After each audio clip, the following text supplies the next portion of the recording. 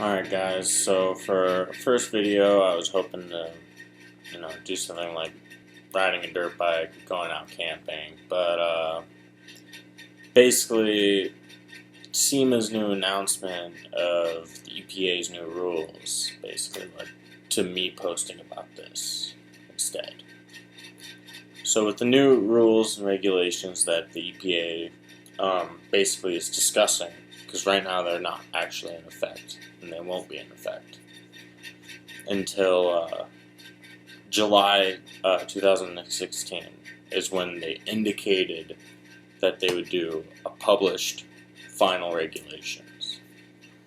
Now, these regulations, have been going on for years, no big deal, except SEMA read through it, and this year there's an announcement basically in the fine text that changes for emissions. So if you change your car emissions equipment, for instance exhaust, you change your cat back, you run a straight flow and all that, that's not allowed for competitive use anymore. So you can't use that on the track, which I don't know what SEMA was thinking when they, brought this up, because, they've been allowing products for years, and, some products are even Cali legal for years, which means that they had to pass emissions testing, basically. So, with the correct tunes and all that, your car is compliant with emission rules, but it's still going to be illegal because it's modified. It's a race car now. That's their new regulations, which is, I don't understand it. It's a bit absurd. If someone can fix or point me in the right directions, because that's my understanding of it. That's a lot of people's understanding of it. That's SEMA's understanding of it, and I just wish they, would specify, because what they went after was basically they said, "Oh no, we're not after, competition vehicles. No, our goal is to end basically, how do you say, race cars on the street." So my question is, what classifies as a race car? Because from my viewpoint, a race car is no catalytic converter, huge anti-lag, like ridiculous anti-lag, flames shooting out the back like absurd amounts. Because cars can backfire. Obviously it's running a little rich. We all know that, It's not hard to understand as a tuner. And I'm not even a tuner yet. But the point is, none of that will be legal, because you have to modify your emissions, aka, your car's ECU, your exhaust. So, you run rich, you're going to blow through your exhaust. I mean, not your exhaust, your cat. Because your catalytic converter is, it absorbs all the extra fuel. It's supposed to burn it off. Well, basically, you're going to ruin it if you keep on running it rich.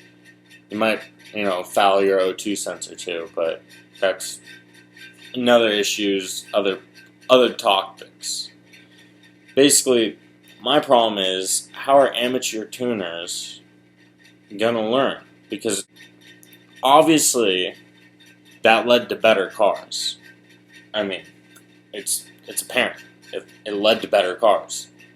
So to see that we need to allow people to modify their cars and learn.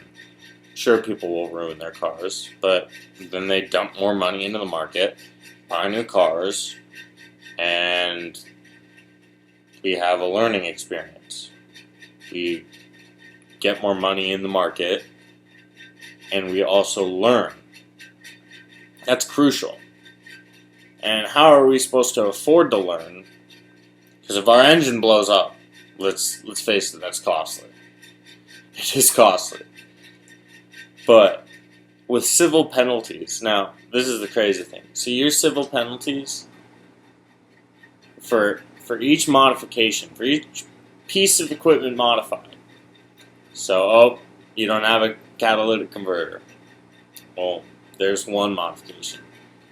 Your ECU has been reflashed. There's 2 modifications. Who knows? Maybe they might count injector size. If they count injector size, that'd really piss me off. That's 3. If they do. But still 2. 2 is severe enough, because listen to this. The price is absurd. So the price could be $37,000 per unit modified. So, I don't know about you, but if they're going to call my car a race car, I think there's going to be a lot more races, because you're not going to catch a person. They might as well dump that money in their car if they're trying to break the law just a little bit. Because that's absurd. Let's face it, you're not faster than the Motorola, so I don't endorse any of that. But, come on. That's ridiculous. Who is paying you to support, the sports car market? Because that's the only reason I see doing this, Oh, well, they could buy an old car, upgrade it, and then it'll pass emissions, and it's like this car, which costs, in the $50,000 range at minimum. So, $50,000 as opposed to $37,000 fine. Might as well buy a new car at that rate and never modify a car. Lease a bunch of cars every year. But all the cars would be the same, and that's bland. No one likes that. It's absurd. And doesn't do anything for car manufacturers to learn.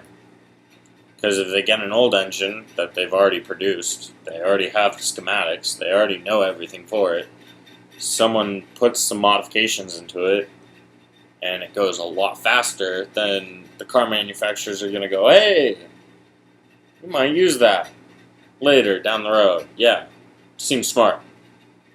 That's the way to do it. That's how people,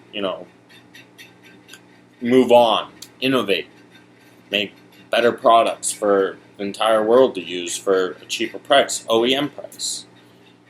Sometimes it's not cheaper, but aftermarket isn't always the best, for especially reliability. But the funny thing about this is, so as I was talking about my first video, I wanted to do something like riding my dirt bike. Well, yeah.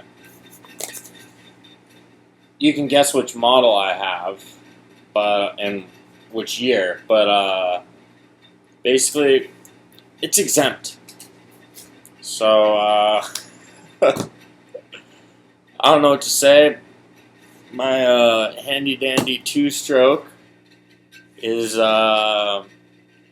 actually good to go. No, no problems. I can throw a turbo on it, modify my ignition timing severely, and do whatever. I don't really know if turbos on two-strokes would make any more power. That's another project I would love to learn, but right now I have other projects that I need to do. and I would love to share with you, and I will share some of my projects with you guys, because, I don't know, new YouTube channel series thing, I don't know. One of those things, actually, one of those projects will be a fun project, and that'll be throwing this on. So yeah, this is going on, I mean, it's a decent one. Decent little Nissan. I mean, I want bigger. Everyone wants bigger and nicer, shinier things, but you get what you get, you don't throw a fit, and I got it for a sweet deal, so this will be going on the 3.4 liter. It'll be nice.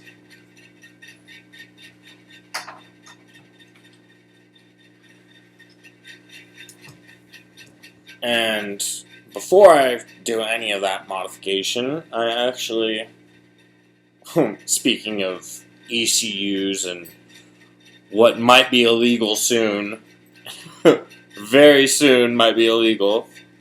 So, for all those people who got rid of your OEM parts to afford your aftermarket blow-off valves and turbos and, you know, fancy headers and whatnot, you might have to pull out the savings, because I'll tell you what, if all those parts become illegal, there will be a lot less demand for products, and because the demand drops, price has to drop, so you might not sell those parts more than the OEM parts. Those OEM parts will probably rise in rate, and yeah, it's not good news for us as car people who have already modified their car. I have yet to modify my car yet, but first thing on the list is suspension, because suspension and skid plates, my bad. That's very important. I actually need skid plates because in some areas the rocks are a little high, and I just want to protect everything, make sure it's all good, and also make sure no rocks fly up and hit the turbo or any other vacuum lines and whatnot, because that would be very bad. But later projects, future projects, you'll enjoy. But before I turbo my car, I have to get the data log and all that ECU junk and all that information. But all that information will soon be stored onto a SD card, but it'll be first going onto a laptop that will be transferred via this. And all this does is communicate with your ODB2. So your ODB2, you know, your onboard diagnostic system, the second one. That's how I know it. If someone's going to correct me, please do. Please do. Always correct me in the comments. I like that, and it helps the viewers. And if we have an argument, it'll be worth it. It'll be comical for the viewers too. So, there we go. But basically, what this will do is I'll be able to read the exact codes from the CAN bus on your car, communicating on your ECU. So once I pull all that junk, then I'll simply just move it over onto what I was hoping to do is Arduino, because there's a Speeduino. I don't know how they want us to pronounce it, but basically they're working on this project, and it's basically Mega Squirt. Well, not Mega Squirt. It runs the Tuner Studio, off, a standalone unit, and the standalone unit is relatively cheap. I mean, it's do-it-yourself, but Tuner Studio, little ECU like this big, kind of worth it. I mean, I was reading on the forums that someone was actually using it for their daily driver. I don't know where they're located, and they didn't specify how much more information was on that, but they've been using it for a daily driver for 2 months. So, I think it's reliable. And what my goal is to run it for off-road use. So you have your normal ECU on daily driving, and it switches your boost gate or your boost controller to 0 boost. So, city driving, you're good. Then you have highway driving, where it gives you a little boost. And this, obviously it'll pass emissions laws, but the new EPA rules go in, be illegal, to say the least.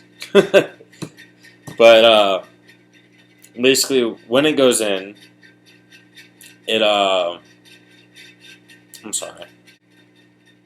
when the ECU is plugged in, it'll flip over the boost controller and give it a little boost. So that way my ECU is running on Arduino instead of the stock ECU for fuel and ignition, but everything else is through the stock ECU. And then you just have a bridge over that swaps it over. So that way, 0 boost, stock. And then I'm sure stock can handle up to a certain amount of boost, but I'll have to figure that out with this handy dandy tool again. I'll figure out what the maps are capable of beforehand. That's important because I don't want to blow up my engine. That's, no one wants to blow up their engine. There's also, I might take it to an actual tuner and, put it on a dyno. But, Tuner Studio has an auto-tune feature. If, I get familiar enough, I have enough friends that I think it might work out. If not, it'll go to a dyno. Don't worry, I won't blow up my engine. That's crucial. And obviously, there's a lot of planning and preparation beforehand. So the turbo won't happen right away. Sorry, YouTube, gotta wait. It's just not happening. There's a lot of stuff planned and a lot of education stuff that I need to get done beforehand. Sad truth. But as we're talking about EPA, basically my biggest concern is, when I get out of college and all that, and slightly before college, I obviously want to have my, or a car that I work on be presented in SEMA. That's a big thing for me, I feel like every builder, that's their dreams, to be in the top builders and be in the battle of the builders. But basically, if the new EPA rules go, all this might just go away, because,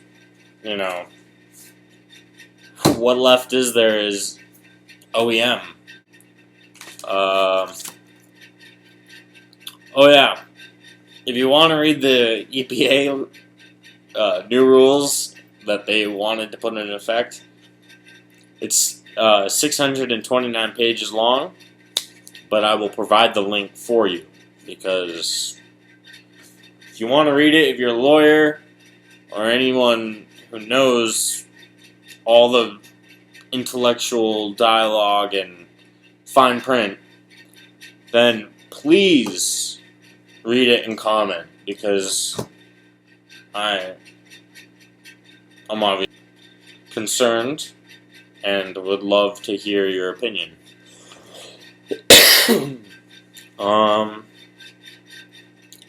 yeah, basically that's it for this video.